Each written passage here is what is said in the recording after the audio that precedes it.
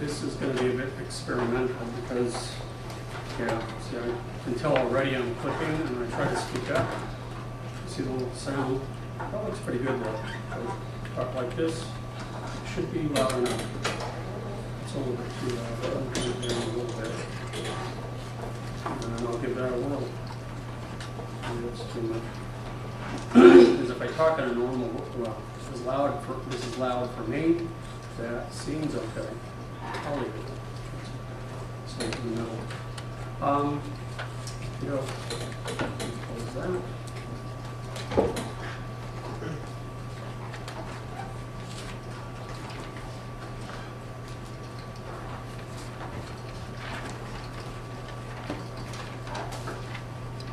Okay, as you recall from last week, when you open Flash, this is your default setting. What I would like to do today, though, to start again, well, I started last Thursday, but go ahead and let's start from scratch to show you how to use the drawing tools and the coloring tools. And it really doesn't matter at this point whether you create a new file from Flash, ActionScript 3 or 2. Just a blank document is what we need. Default setting will be just fine.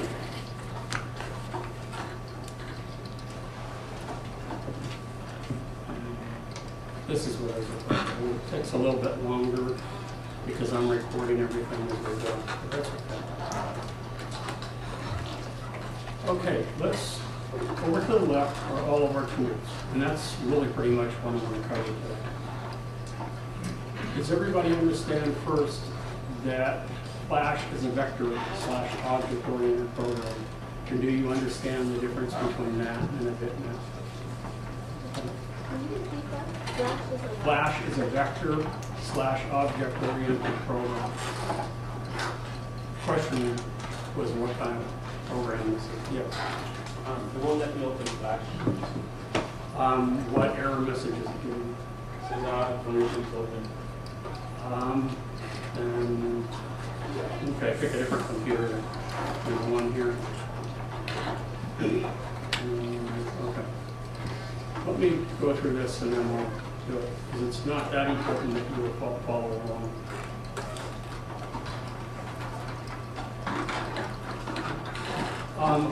Bottom line, why they've used vector for Flash is that all of the shapes are defined by mathematics.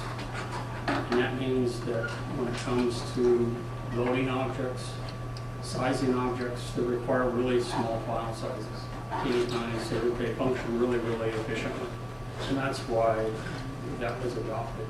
It becomes another issue when we work with bitmaps, which are the images that we saved in the first assignment. Those are really memory intensive, very, very large. So when you're using vector objects, because each shape you create is a separate entity, we have a series of tools here that allow us to select and edit and move these objects on our stage. And that's what the first four tools are. So for those of you who are familiar with Illustrator, that's kind of what we're working with here. We have, not kind of, it's really pretty much the same thing. We have the black arrow tool, which is our selection tool. That allows us to select, deselect objects.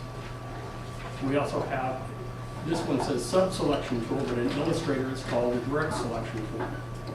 Because each of the objects that you use or you create are defined by Bezier curves, and those Bezier curves each have anchor points on them. To have a simple line, you have to have a minimum of 2 anchor points. This direct selection tool allows you to select those individual anchor points, edit, and modify those.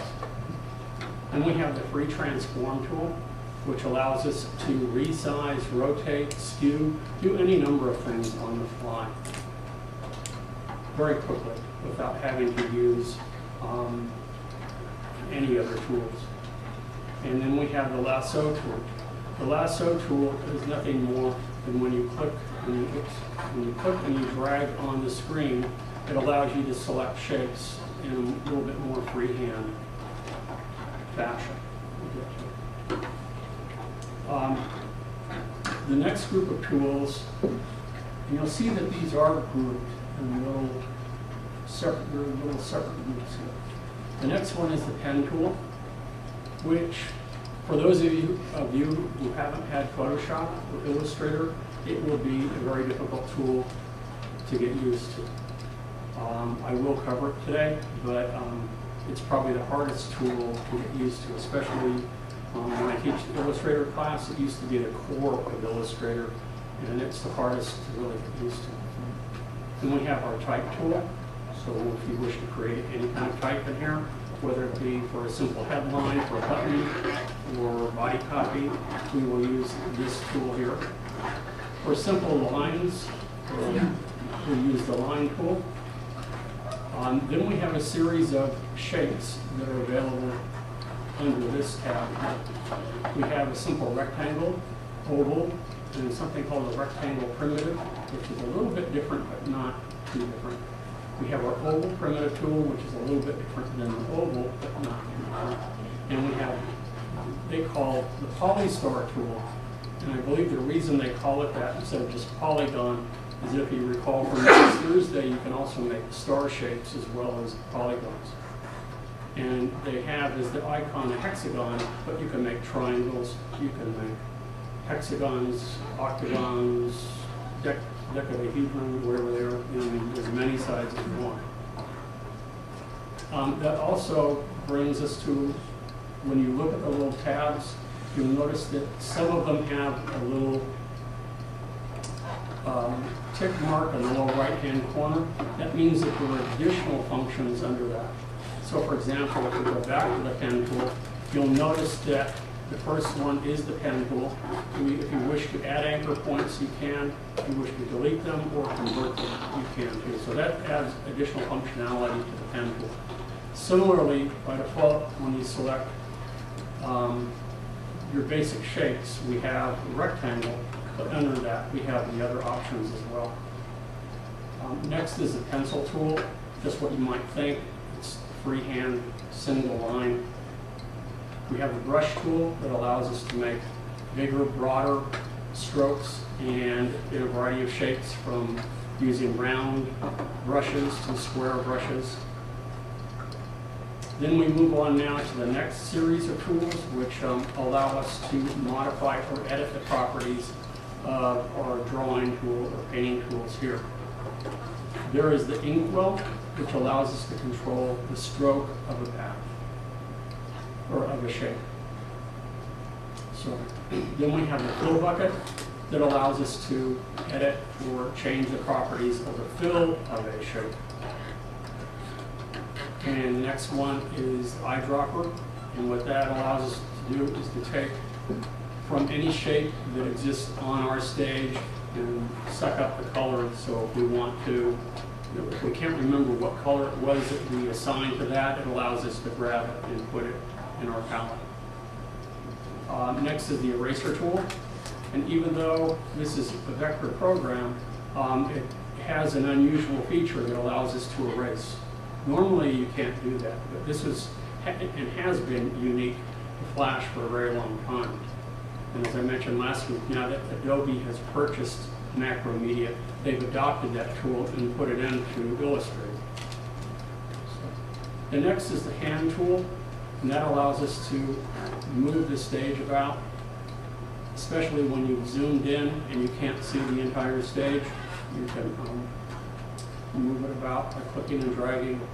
We have the standard zoom tool that allows us to zoom in or zoom out, and you will be doing that quite a bit.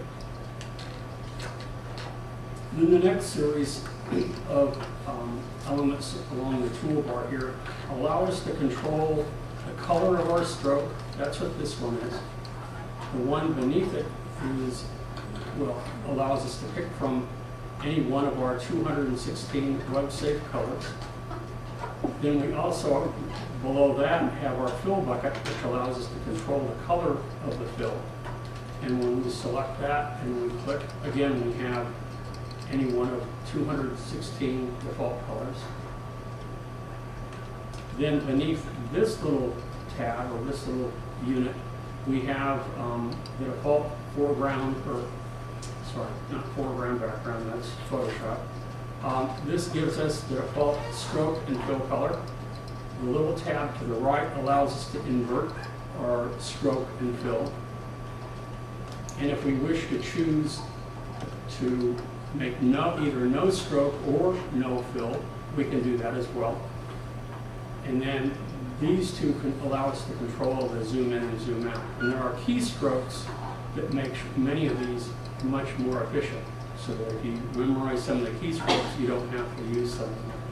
For example, if I hold down the space bar, it doesn't do one thing. That allows me to zoom. I shouldn't have done that. Let's switch to the pen tool, for example, and it's not doing one.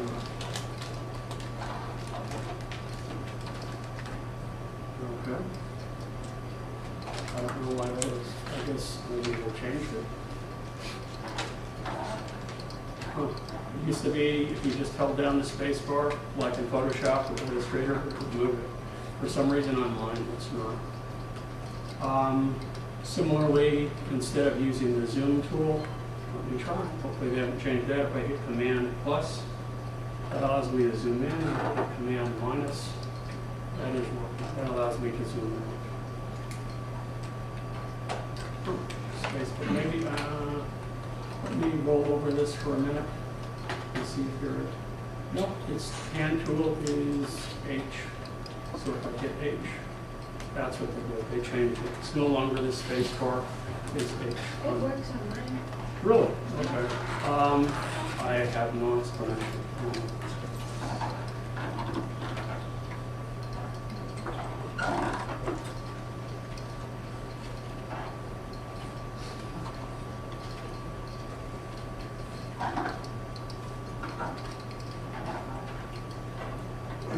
Okay, let's take the drawing tools one at a time.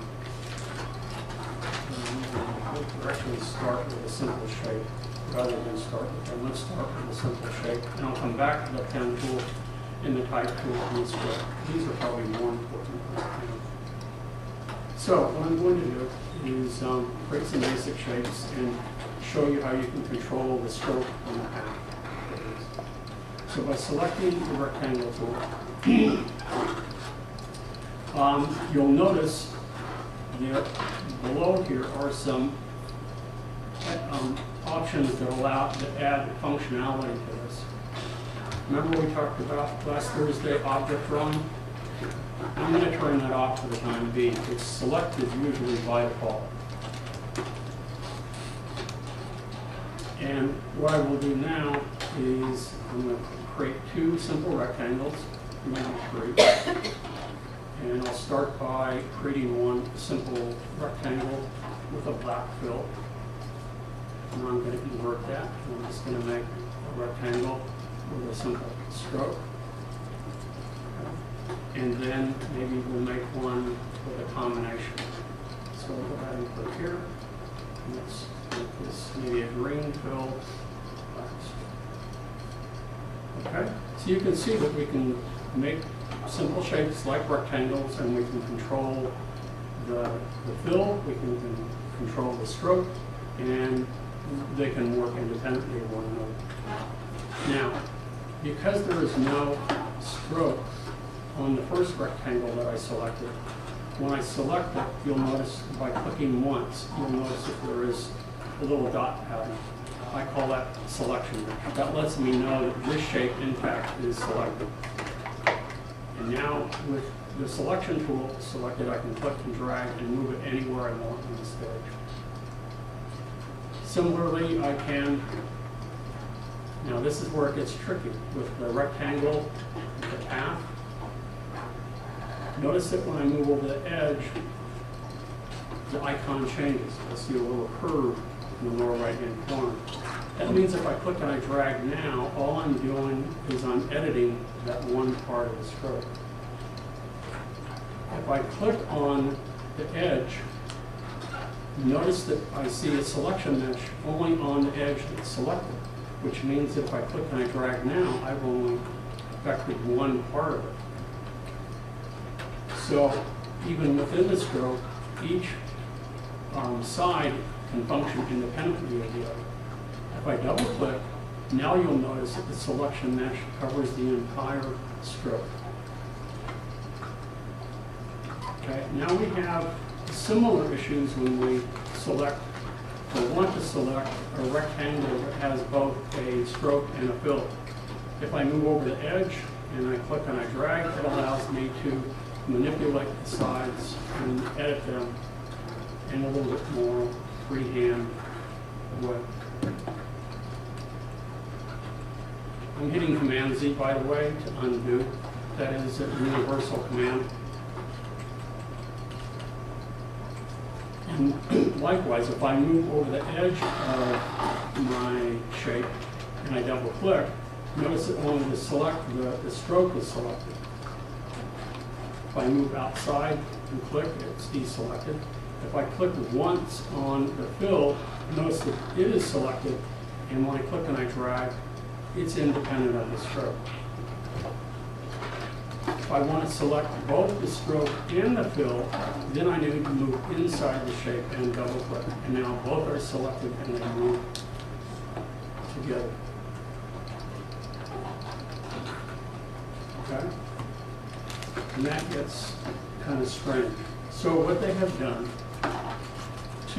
because that is confusing, or has been confusing for many years for a number of Flash users, is that when you select a number of these tools, especially the ones here, that if we do select the little button down here that allows us to create a drawing object, that when I click and I drag and I make a rectangle, you can't see that there is an outline here, but there is one. And now when I select the selection tool and I select the shape, all I have to do is click once and it behaves as a single object, much the same way that you would see it if you were in Illustrator.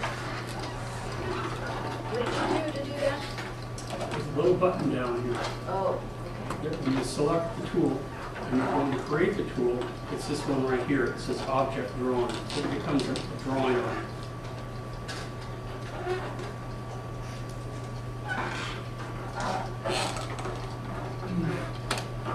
Okay.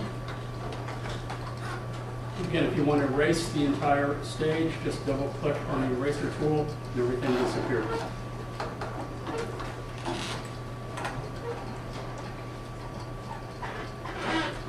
Let's go back again and try some of these other tools. The pencil tool, just think we can control, in the properties menu, we can control the color from here or from over here, doesn't matter.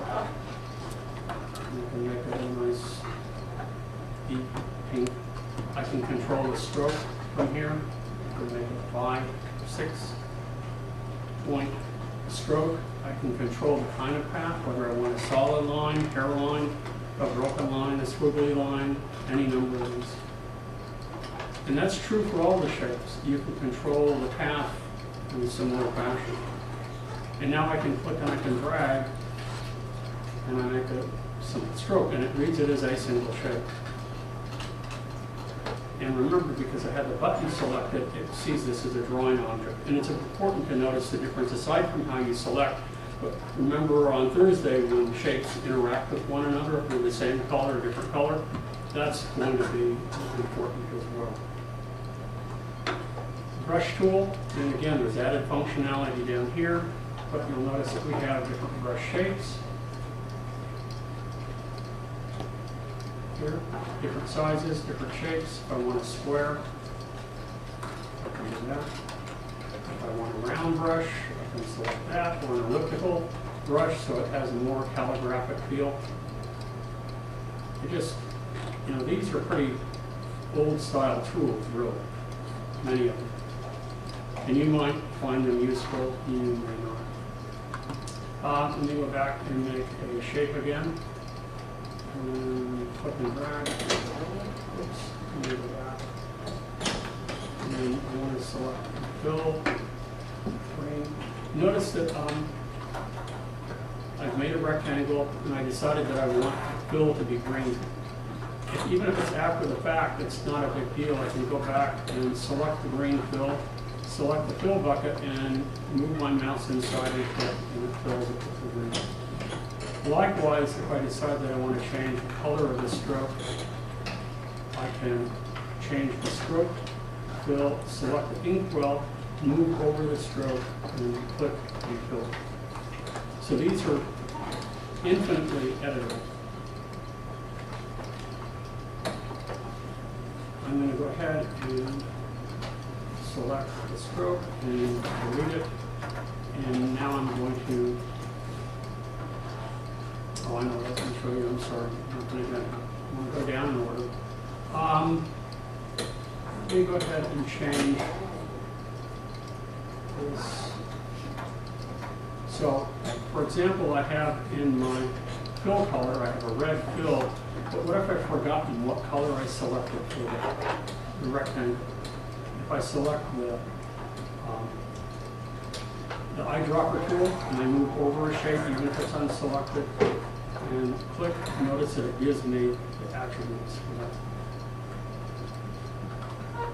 Likewise, I can use the eraser tool. The eraser has a number of shapes available to us, whether they be n sizes, whether they be circular or rectangular or square. And now I can click over this and I can click and I can erase. And it becomes a different shape. Now, all of these can be edited even further. And we'll come back to that in a little while. Let me go back. I think it's more important than the pen tool at the moment to review how shapes of similar colors or dissimilar colors interact with one another so that you remember that, make sure that you remember that. So I'll start by creating a rectangle, and I'll click on drag, and now I'm going to change the fill, and I'll make another one over here, so.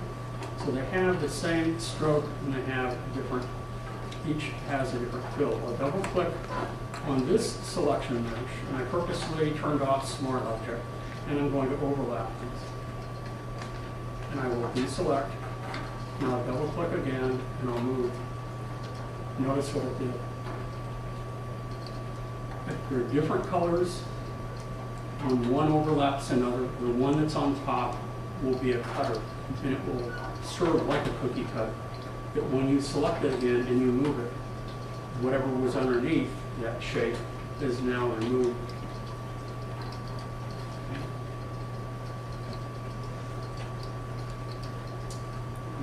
It'd probably be easier if I get rid of the strokes.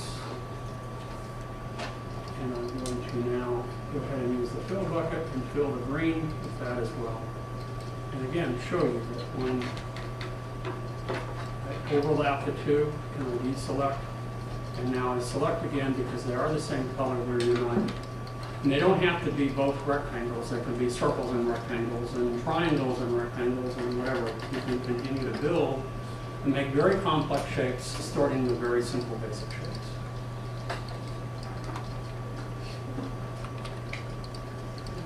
Does that need more review? Does everybody understand that? When instead, if I switch to one of these tools and I use a Smart Object, then it's different. Then I'll switch to the oval, and now create another one, and that's Smart Object is selected. And notice that they're the same, and when I overlap them and I deselect, and I select again, it doesn't matter which one, and I move it, they're separate, they're independent of one another. They really behave as if they are groups.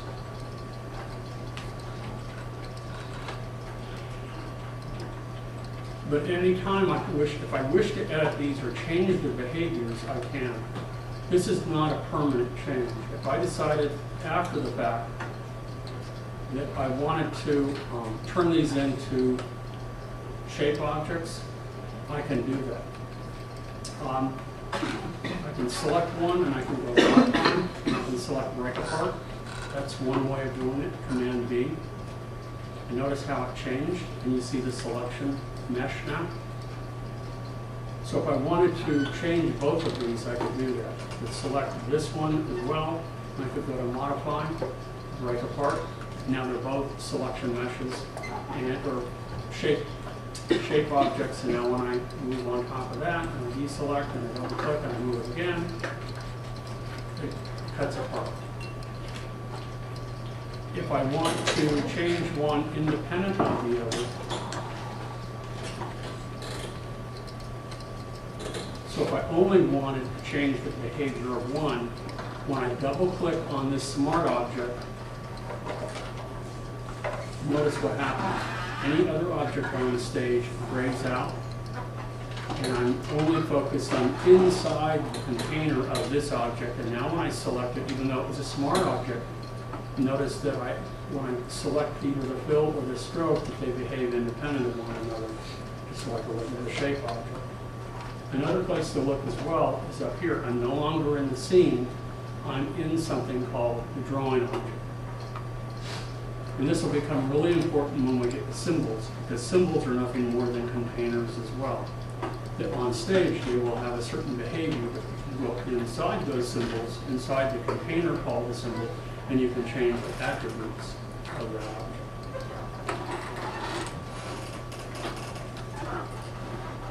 Okay.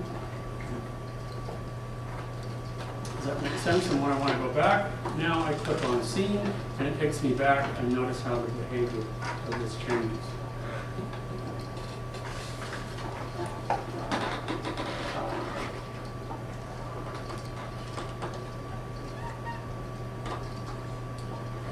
Also, if you recall, there are some other additional behaviors when I selected the pencil tool. Remember down at the bottom here, in addition to Smart Object, I'll turn off Smart Object for the moment. Remember under pencil mode, I can have Straighten, Smooth, or Ink. If I select Straighten, watch what happens. It tries to interpret what I'm drawing. So if I click and I drag and I try to make a rectangle or a square, boom, it interprets that motion that I made. Similarly, if I try to make a circle, and when I'm drawing with the mouse, which is not easy, it interprets that as wanting to make a circle.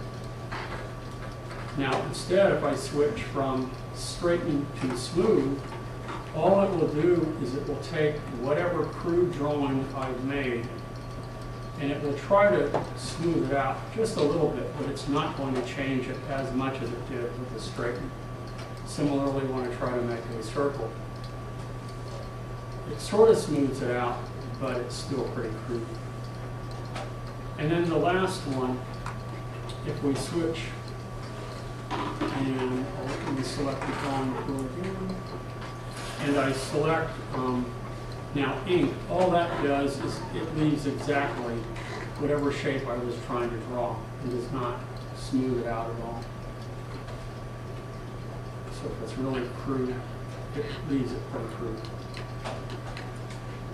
So though, again, we have additional functionality here. We can, again, any drawing tool that we have, we can turn it into a smart object. We can also control some of its attributes from down here, whether it be the color for the stroke or the fill, or we can control, in this case, what kind of mode we want, whether we want straighten, smooth, or ink.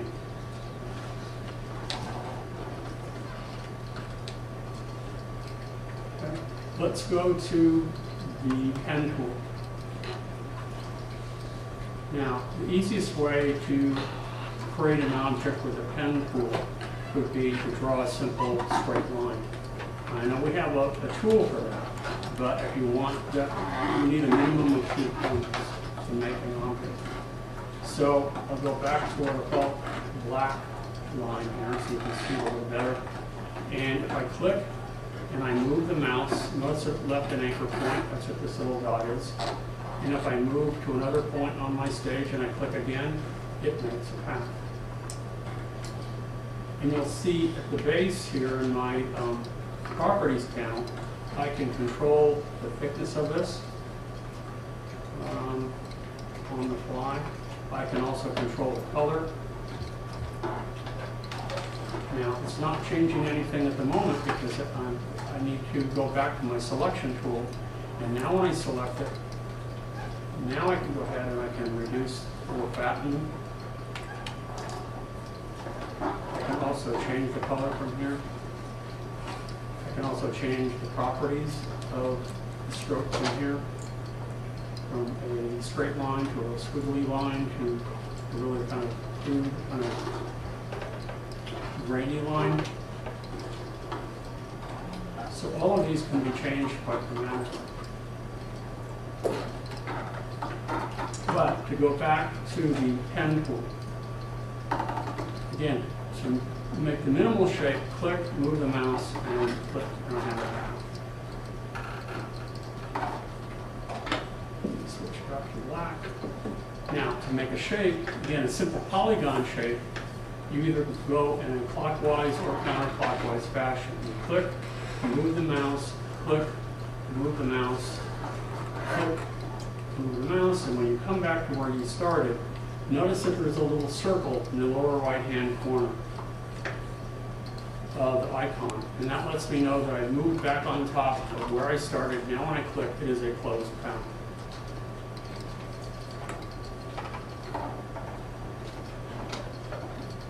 Now I can go back and I can change the attributes of this. If I wish, I can select, and notice that I had just a black stroke selected. If I wish to add a fill, I can either use the fill bucket and move inside and fill it. That would be one way. I can also come back and I can double click to select this. And notice in my properties panel, there is no fill, so I can click here and I can create a, oops, it's not going to let me. Oh no. I'm going to have to use the fill bucket now because there is no fill defined. It will require that I use the fill bucket to come in here and fill it.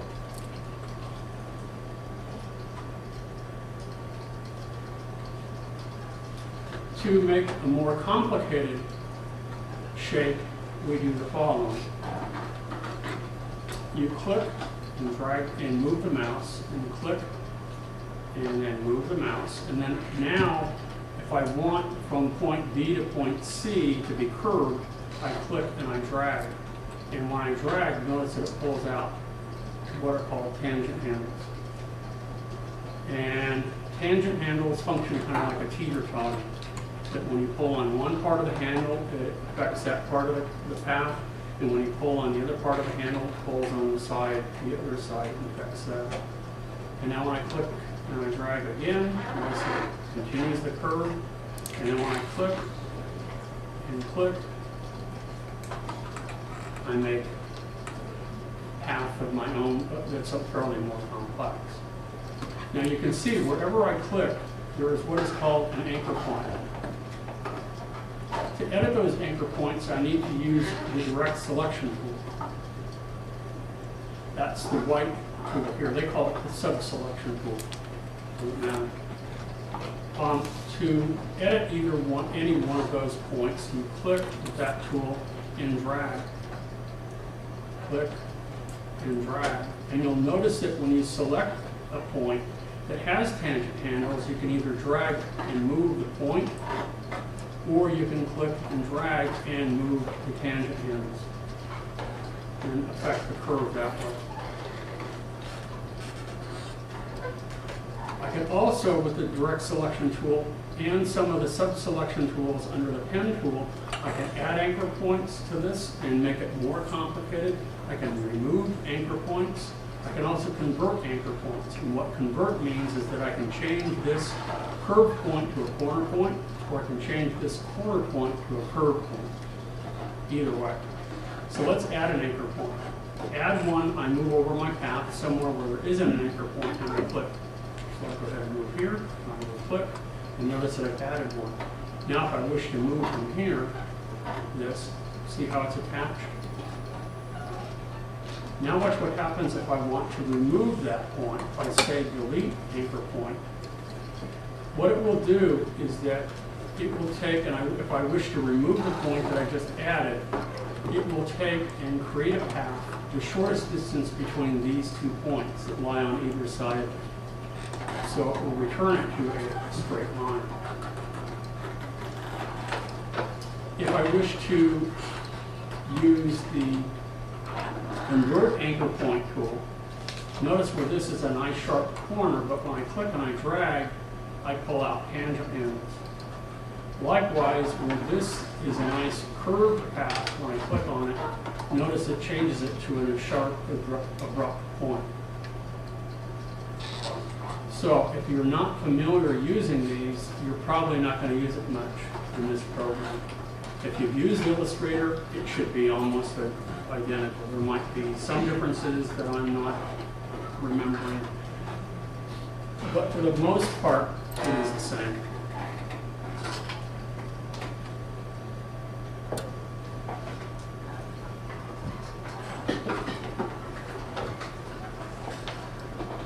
And again, similarly, you'll notice it when you make these paths. And I didn't treat it as a smart object, but see that parts of the paths work independently of the other, if you only single click. When does that occur? I'm not sure why it's breaking it into various parts that it is, but it does.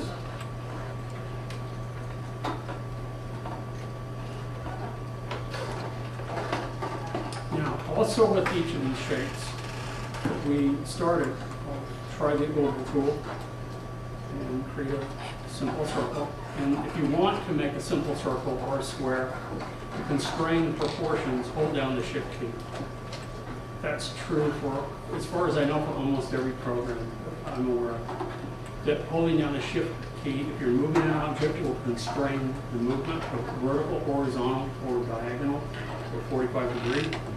Or when you're creating an object, for example, in this case, a circle or a rectangle tool, that it will make it a perfect circle or a perfect square. If I hold down the Shift key, I can move my mouse just about everywhere, but it constrains the proportion so that it's a perfect square.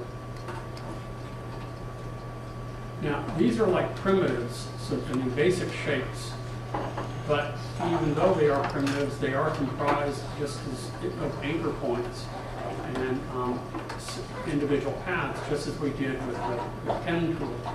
So if I want to come back and I want to edit any of these anchor points, I can use the direct selection tool. And wherever usually there's a change in direction is where you will find an anchor point. And each of these points can be changed too. I can remove them, I can change their attributes, I can make a curved point out of these, I can continue to edit these as much as I want. With the circle, it's not apparent without selecting first where the anchor point is. And you'll notice, and this is kind of unusual, in Illustrator, there are normally 4 points that define a circle, and here, there, I believe there are 8.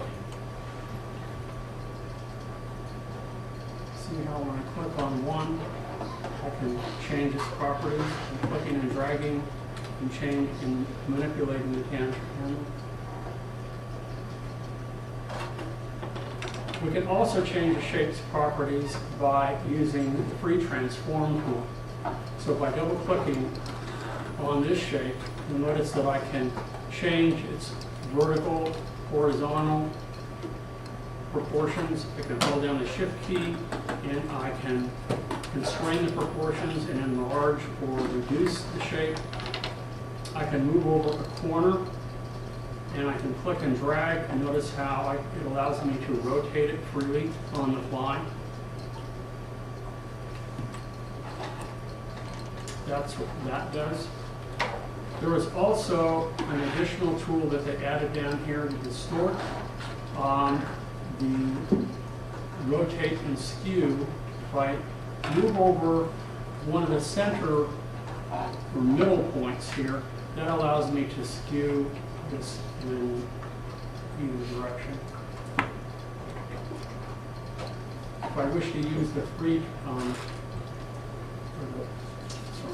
the distort, that's the envelope, the distort tool, that allows me to click on a corner and edit it separately from another. And this one works a little bit different, the envelope tool. It pulls out not anchor points, but it pulls out an envelope that does pretty much the same thing as controlling the individual anchor points. So if you're going for something that's a little bit more organic and freeform, this would be a useful way to change it. to try to really manipulate the path very accurately and carefully, I would not use the envelope tool. I would manipulate the individual anchor points. Okay. Is everybody with me so far? Do I need to review these? I wanted to move on to color.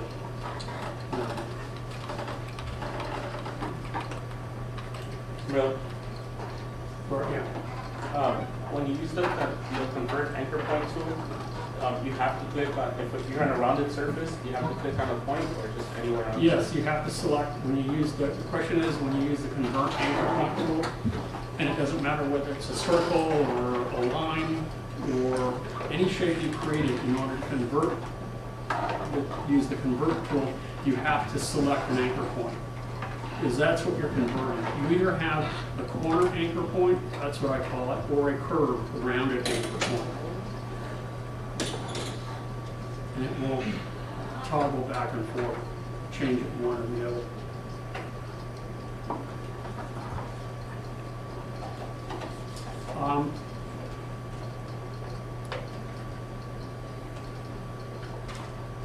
What I would like to do now, I covered at the moment Chapter 3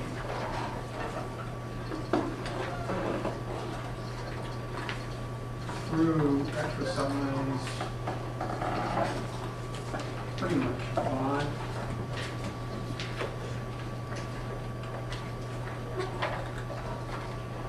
What I haven't covered yet,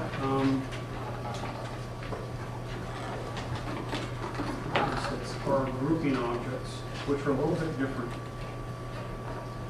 And then what I'd like to do is stop and let you do the exercises, and then I want to come back and move on to gradients and fills and how you can customize those.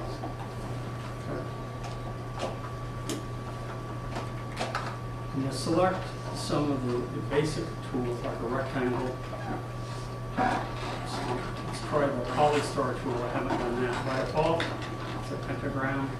You'll notice in the properties panel though, I can change some of its options, and I can change this from a polygon to a star.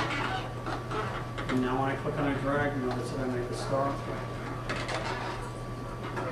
Because I use smart objects, these are all independent of one another. And when they overlap, deselect, and then reselect one, it does not affect the other. But what if I wanted all of these to behave as a group?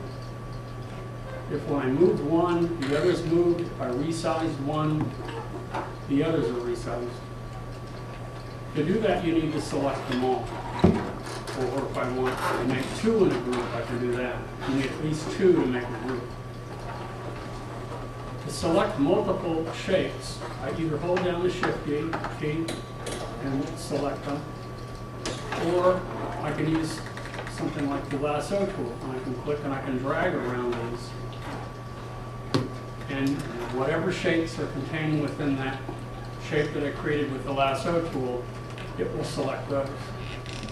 Now what I can do is select Modify and select Group,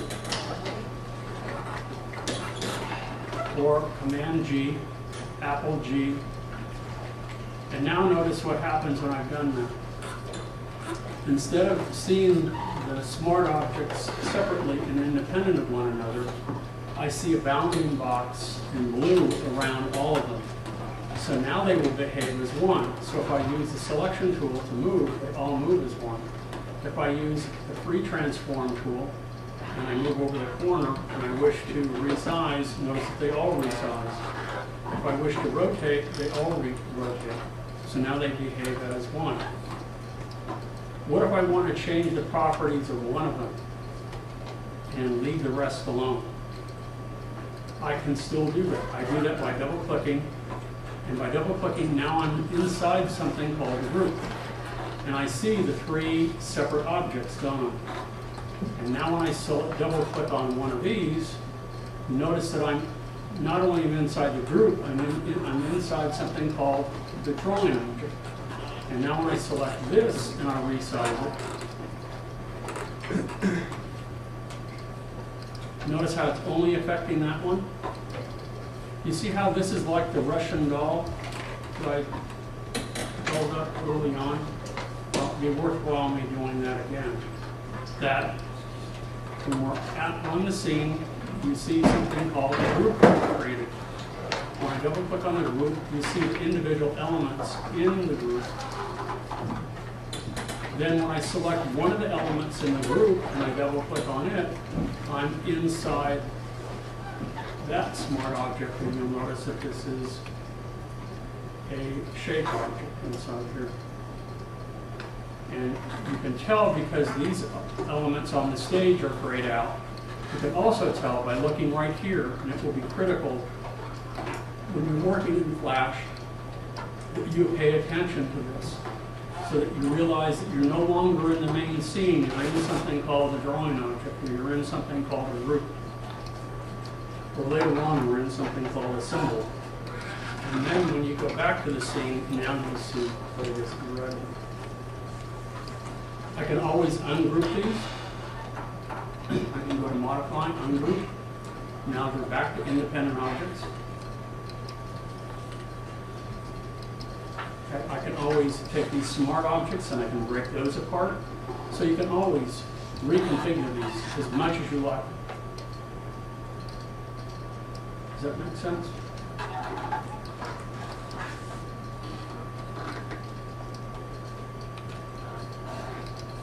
Is there anything that I've covered this morning that you feel I didn't do an adequate job and you want me to go over? Or that you want me to redo? Just for clarification? Yeah. I just wish to see the drawing and the sequence and the stage. And you wish about the area. Oh, but right now, you'll see that I'm in scene one. If I take this drawing object and I double click on it, it takes me inside that drawing object. Similarly, if I had grouped these and I double click, it takes me inside the group. And when I select an element within the group and I double click on it, it takes me inside that object. The only way I can go back to the scene is to go back here and click. And that takes me back out of that container onto my main scene. So right now they are not a group? They're still a group, but they're not a group. That's where They aren't now, I They're not. ungroup them. they're But individuals. if I were to select these again, hit Command G for group, notice how the bounding box defines these now as a group. When I double click on the group, I'm inside that container called a group, and I can manipulate the individual objects. Just think of a family. A family is a group, but within that group there are individuals, and each individual can grow and can change independently of the other. Unit can grow or change as a whole as well. So you know it's a group because you're in scene and, I'm no longer in the scene, I'm in something here, and it's telling me right here, it's very subtle, it's telling me that I'm inside this group. And that can, if you're not careful, you can go down a path and think that you're changing something on the scene when in fact you're changing something elsewhere. I'm trying to think of an example until somebody makes a mistake. I'm not sure, yes? If one of those objects was on a different layer, how would it change what you're doing? If one of them? If one was on a Okay. different layer, would you be able to? You mean if I were to go ahead and, let's go ahead and add a new layer. Let's take this one, and if I were to cut it, and then go ahead here, and paste it. Now let's go back out. It still treats it as a group, but notice what happens. It would not put that shape on that other layer. If they're a group, they have to be on the same layer. Oh. If they're not a group, then each of these could be independent of one another on a separate layer. Yeah, that's a good point. I haven't even talked about layers and separating elements as well. I'm only working on one layer at the moment.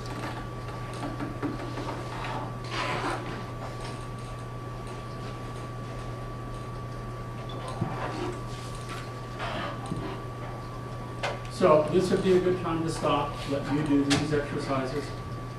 And then if there's time today, I will move on to gradients and fills. And if not, I had planned anyway to move on to gradients and fills on Thursday. And then what I'd really like to do Thursday as well, because I don't think gradients and fills will take that long, is to move on to chapter 4 so that we can actually start animating some of this stuff. Because oftentimes what you're going to use these tools for, it's important that you understand how they work, but at the same time, you're probably only going to use them for basic shapes. When you create something more complicated, if you're familiar with Illustrator, you're going to use it and import that Illustrator font. If you're going to work with a photograph, you're going to edit it in Photoshop and you're going to import it into Flash.